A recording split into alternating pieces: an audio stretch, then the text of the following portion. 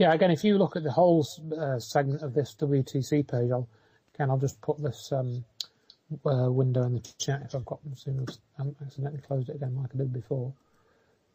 And reconnect to that. Can't find it. Oh, that's a page. That's a picture. Some of these pictures are too big. They're not put into the chat window. They're too huge. Right. Yeah, well, I've just been pasting the link so people can click on the links, hopefully. Okay, yeah. But again, the top right of that is building number 6. And you can see for the amount of building that's gone, there's very little debris in the bottom. This is actually clearer from ground level because there's another building, another picture of that building. I think, I'll try and paste the link so that people can look at it. So you can see from ground level, what that actually looks like. And there's really not a lot left. So we've got building number 6. I'm not sure if we've got pictures of building number 4 on this page. I think there are some somewhere on the site. But I know Dr. Wood's got those in her presentation. So, you can look at those there. I'm trying to find the other one. I've gone too far down, I think. So it was every single, any building with a WTC prefix got damaged or destroyed or evaporated? Correct. So let me just get that one up there. Yeah, that's image 301. So you can see again, we've got 6 or 7 stories down to sort of less than 1 story. I'll just paste that link there. So how are you pasting them into the window then, Matthew? Do you just kind of like? I'm a member, so I've joined this place. So when I click it, it posts the thumbnail, and because I think because you're. Yeah, I've just put as a guest, right? Fair enough. Yeah, well, at least people can see it. So anyway, so building number 6, you can look at that as well. Again, the other groups don't really talk about that very much. They mainly talk about 1, 2, and 7. And of course, they've just had that huge billboard in Times Square that they paid £600,000 for. $600,000. Where did they get that money from? It's a lot of money. We don't have that sort of money. No. You don't have dodgy looking logos neither. No, not ones with planes in them, No. So that's a whole other story. Yeah. So building number 4 cut in half, building 6 scooped out of it, building 1, 2 and 7 completely destroyed, turned to dust, and building 5 is the one with the 24-foot circular holes. It's just below building 6 with the big holes in the middle. Again, that building number 5 is below there, and you'll see the circular holes there, which are one of them is I think 24 feet in diameter. So what's going on there, everybody? And then there is also one of the other buildings which was damaged slightly, was Bankers Trust. Who's heard of that building? Who's heard of the Bankers Trust building? Nobody talks about that. But that building is very strange because if you go down on this WTC page again, if anybody's got that open, and let's see where it is. Yeah, figure 71 onwards, you've got some pictures of the Bankers Trust building. And you can see, if you look at figure 73, I'll just, again, paste it in. Yeah, let's just get that image up. You can paste the link for that in. Yeah, I've done it. Excellent. Yeah, that's the link for the page, yeah. And then, yeah, great. That's the image. That's the image you just posted there. If you look carefully at that image, you'll think there's a lump of, Dr. Judy Wood calls these wheat checks, the thing that's dangling down off the bottom. And you kind of think, when you first look at that picture, that somehow this wheat checks has flown across from the World Trade Center, smashed into the Bankers Trust building, then fallen down and created that huge gash. But think about that for a moment. Think about that. How would such a thing have the energy to do all of that damage? And not only that, but look carefully at that damage. That is not damage of an impact. You can actually see that some of those beams are bent outwards. Some of those beams are bent outwards. Yeah, you can zoom right in on that image if you click on it. Yeah, you can. Wow. And we've got, I don't know if it's on that half page, we've actually got a picture, I don't think it's on this page, it's elsewhere. We've got a picture taken inside the building, looking out where that gash was. And that is also a very interesting picture because you can see these steel girders. I mean, you can see it pretty much on that picture if you zoom in. It looks like those steel girders have melted. Huh? How is that possible? Because if you go and read the FEMA report for that building, they reported no fire in that building. No fire in the Bankers Trust building. So how is that possible? Look at the damage to the windows and stuff like that. This is all very, very strange. And then you can go and research, if you wish, separately, up to you how much you want to research this, but you can research the story of the Bankers Trust building. Because later on, after 9/11, I think by about July 2006, it's not on this page, but I think it's elsewhere on Dr. Wood's site, the Bankers Trust building was repaired. And, they fixed up all that damage that you see there in that image we just looked at, replaced all the windows and everything. And then in 2006, they declared the Bankers Trust building had got a mould infection. And they decided that the building needed to be taken down piece by piece, which they did.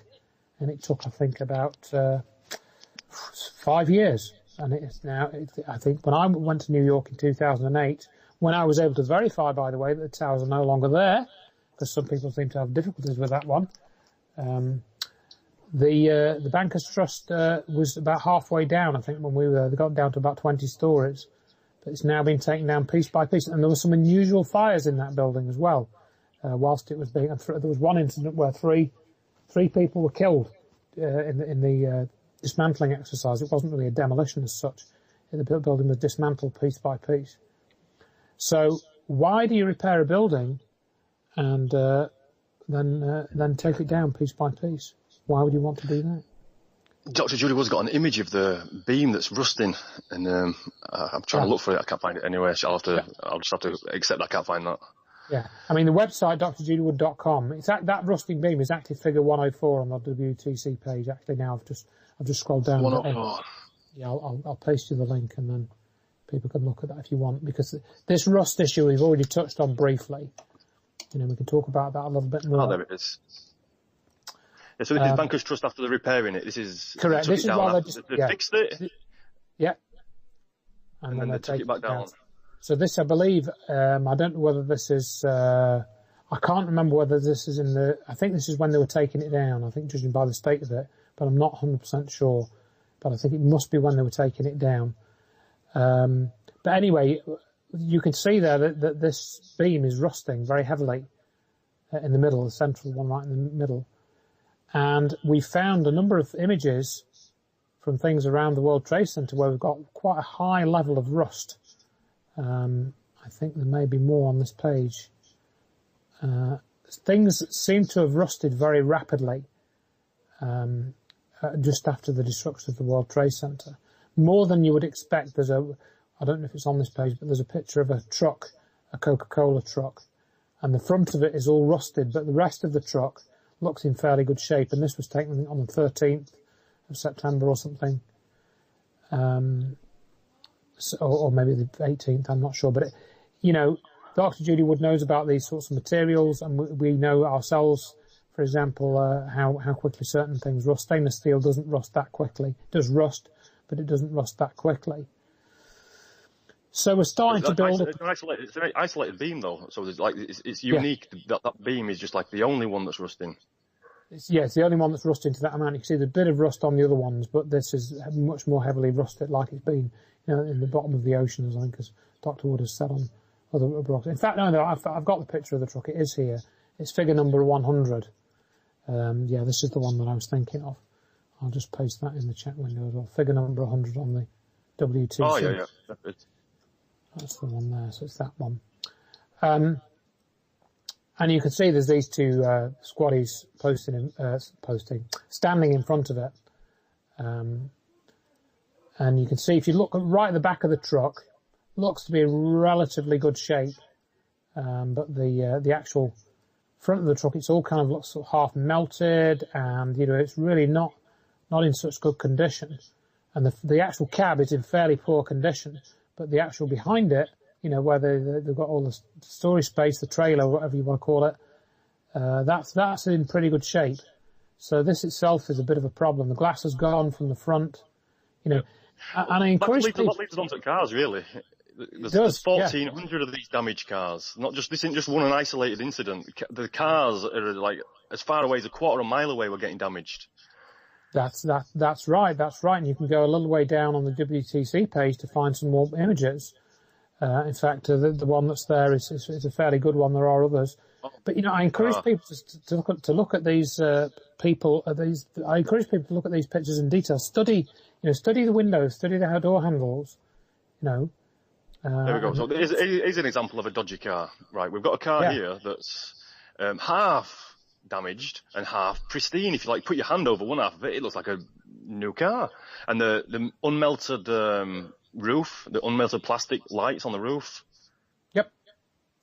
That's a pretty good picture, and we've got several pictures of that, different angles.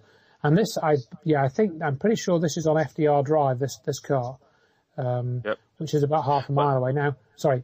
This is an image that's been used to debunk Dr. Judy Wood, because this car, I think, has been found elsewhere, and it's been moved from somewhere to here, and people say, well, look, you're saying it's been found there, and look, like that. Irrelevant. Look at the car. Whatever happened to that car, it shouldn't have happened like that. So if it happened here, or it happened underneath the World Trade Center, it wouldn't matter. It's You make a very good point, and you know, just to clarify that a little bit, that people will claim that the toasted cars on FDR Drive were towed there after the events. You know, first question is, why would you tow a car onto FDR Drive? Why would you do that? And we can't prove that they weren't towed, or we can't prove that all of them weren't towed, but we know that some of them weren't towed, because we have images of not of FDR Drive, but there's a parking lot image. This is in Dr. Judy Wood's book. I don't think it's on the website. The website, by the way, is kind of like a filing cabinet. The website was developed over a number of years before the book was written, because Dr. Judy Wood, she realised she had a lot of important information and she wanted to make it public. So the website is fairly kind of it's like a filing cabinet. You know, it's sort of sorted a little bit, but it's not sorted in the optimum manner. There's not a lot of explanation there. There's only a few captions and stuff. There are a few articles that you can read and stuff like that. So if you want to criticise Dr. Judy Wood's website, fine, you know, criticise it. If you think it's a bit hard to follow, then you're probably right. That's probably fair criticism. But it was designed as a filing cabinet and designed for things like coming on podcasts, you know, so that we've got an easy storage space to access some of these pictures and so on for discussion. So that's just to get that point out of the way. So we do know that if you've got information, get the information out. Don't say, I'm going to come out and say, because I can whack you, and then you're not coming out and saying nothing. You know, dead men don't talk. So get your information out, and then if you get whacked after that, it's validation that your information's correct, if you know what I mean. And then they've got this is it. It's go on the muddy campaign. Kind of, right. I mean, it's macabre to think about it, but of course we do know that it happened to certain people. There's actually, in fact, what I'll try and do is, because I know the way that I know, where I know that image is available is we were gonna have a break at some point, weren't we, and play this track. Oh, we went straight through it. We went straight through the break. That's all right. No, I don't mind. But what I wanted to just do is, because going back to this toasting car image, there's a video that was created by Charlie Pound and his friend and his friend, and I'll get the video URL so people can look at it. It's only 3 minutes long. This is a song we were going to play, and if you watch, Charlie Pound has done an absolutely excellent job on this video, and again I'll paste the link. And in that, if you watch that video, you will see in it an image of the parking lot with the cars in a normal state, and then the next frame of the video you will see that the cars are still in the parking lot and they've been completely toasted. All right, so they haven't moved. And there's a black car that turns white, isn't there? I can't remember the exact colours, but you'll see it in this video. If you can pause it and look at it and look at the two images. These images are in Dr. Wood's book. I haven't got the references to hand. Again, if people want to get the exact images, I'll try and find them. You just need to email me through the website, checktheevidence.com, and I will try and find those images if you want to, find them for yourself. Yeah, again, if you look at the whole segment of this WTC page, I'll just put this window in the chat if I've got them soon. I accidentally closed it again like I did before. And reconnect to that. Can't find it. Oh, that's a page. That's a picture. Some of these pictures are too big. They're not focusing into the. Because there's another building, another picture of that building. I think I'll try and paste the link so that people can look at it. So you can see from ground level, what that actually looks like. And there's really not a lot left. So we've got building number 6. I'm not sure if we've got pictures of building number 4 on this page. I think there are some. Yeah, chat window. They're too huge. Right. Yeah, well, I've just been pasting the link so people can click on the links, hopefully. Okay, yeah. But again, the top right of that is building number 6. And you can see for the amount of building that's gone, there's very little debris in the bottom. This is actually clearer from ground level. Correct. Yes, so let me just get that one up there. Yeah, that's image 301. So you can see again, we've got 6 or 7 stories down to sort of less than 1 story. I'll just paste that link there. So how are you pasting them into the window then, Matthew? Do you just kind of write somewhere on the site? But I know Dr. Wood's got those in her presentation. So, you can look at those there. I'm trying to find that other one. Gone too far down, I think. So every single, any building with a WTC prefix got damaged or destroyed or evaporated. Correct.